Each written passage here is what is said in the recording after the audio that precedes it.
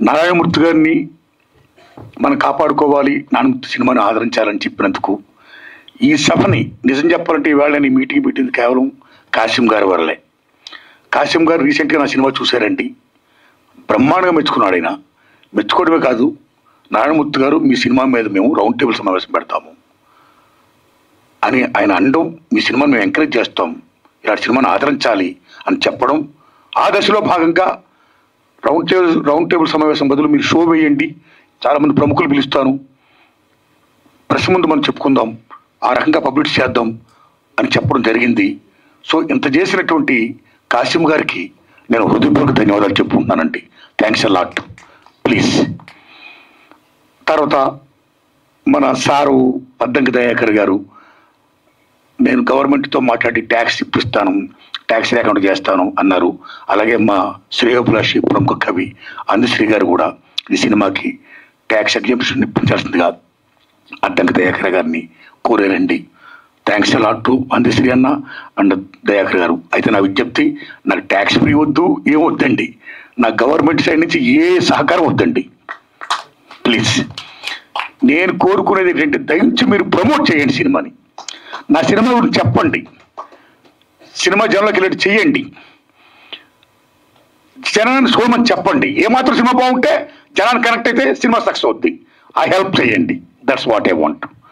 అలాగే పెద్దలు కుమారస్వామి గౌడ్ గారికి, సత్యనారాయణ గారు, ఆయన నిజంగా ఆయన ప్రైమ్ 9 టీవీ న్యూస్లో బ్రహ్మాండంగా ఈ కార్పొరేట్ ఎడ్యుకేషన్ మాఫీ మీద బ్రహ్మాండంగా ఫైట్ ఇస్తున్నాడు ఆయన, సెల్యూట్.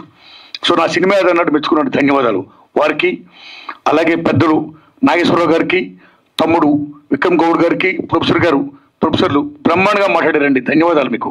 సినిమా గురించి బ్రహ్మాండంగా చెప్పారండి. తమ్ముళ్ళరా, విద్యార్థి నాయకులరా, తమ్ముళ్ళరా, మీ అందరికీ నా ధన్యవాదాలండి. తమ్ముడు శభాష్, బాగా మాట్లాడారు, శభాష్. సతీష్ అన్న చాలా హెల్ప్ చేశారు, వందనాలు మీకు. మీడియా మిత్రులారా, ఇంతసేపు మీరున్నారు నా కోసం, నా సినిమాను ప్రమోట్ చేయండి.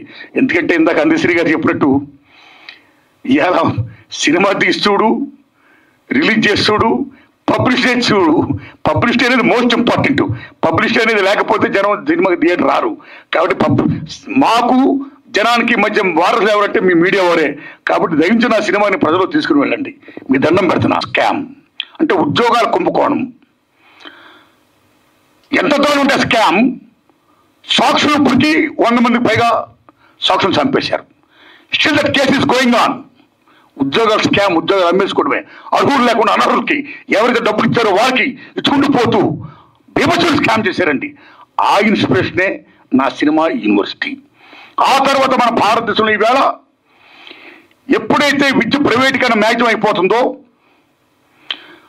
దశలో ప్రైవేట్ కాలేజీలు వచ్చేస్తున్నాయో, కార్పొరేట్ కాలేజీలు వచ్చేస్తున్నాయో, మా కాలేజీలో చదివిన వాళ్ళకే నెంబర్ 1 నుంచి 1000 వరకు ర్యాంకులు ఫస్ట్ మేమే అని చెప్పుకోవడం కోసం ఒక పబ్లిసిటీ, ఒక మీడియా గోళ, విభజించినటువంటి లీలా, పేపర్లు మొత్తం యాక్టివిజం యాడ్స్, ఒక్కొక్క యాడ్కి lakhs of rupees. How they are giving, how much they are earning and how much they are doing business with the education. ఇలాంటి దశలో మా కాలేజీలో చదివిన వాళ్ళకే ర్యాంకులు రావాలని ఒక కృత్రిమ థాట్స్తో, ఒక పేపర్ లీకేజ్ చేస్తూ విద్యా వ్యవస్థను భ్రష్టు పట్టిస్తున్నారు. సో ఆ రకంగా మన రాష్ట్రంలో కాదు, భారతదేశంలో చాలా రాష్ట్రాల్లో ఇవాళ పేపర్ లీకేజ్ జరుగుతున్నాయి కాలేజీ డేస్లో. కాలేజీ డేస్ అయిపోయిన తర్వాత మనందరూ ఎక్కడికి వెళ్తామండి? ఉద్యోగాలకు వెళ్తాం.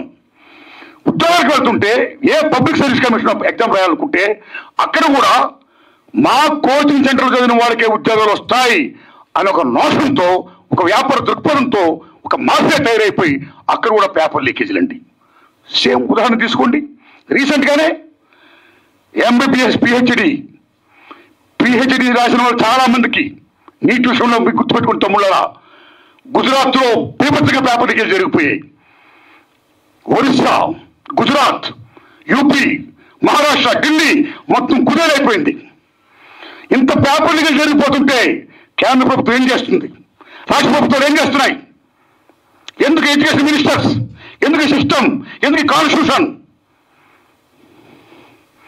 కాబట్టి పేపర్ లీకేజ్ జరగకూడదు, విద్యను మనం కాపాడుకోవాలి అనే అంశాన్ని నేను ఫీల్ అయ్యి చిత్రమే ఈ యూనివర్సిటీ పేపర్ లీక్. కాబట్టి ఈ విద్యార్థులు, తల్లిదండ్రులు ఉపాధ్యాయులు అందరూ చూడాలి, అన్నింటిని మించి ప్రభుత్వ విద్యా విధానాన్ని బలోపేతం చేయాలి అని ముఖ్యంగా చెప్పారు సినిమాలో. ఈ ప్రైవేటైజేషన్, కార్పొరేటీకరణ, ఈ మాఫియా దందాలు, ఈ ఎడ్యుకేషన్ సిస్టమ్ ఉండకూడదు. మొత్తం రూల్ చేయాలి.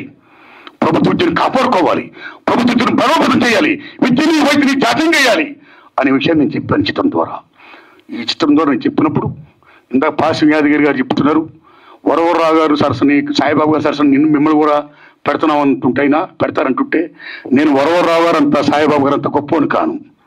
నేను మామూలు మనిషి, నేను కామన్ మ్యాన్. నేను నా రూట్లో నా పని చూసుకుంటా. ఇక నా విజ్ఞప్తల్లా ఏంటంటే, ఈ సినిమాని నేను ఆగస్టు 22వ తారీఖున రిలీజ్ చేస్తున్నానండి. ఆగస్టు 1 కదండి, ఆగస్టు 22 అండి.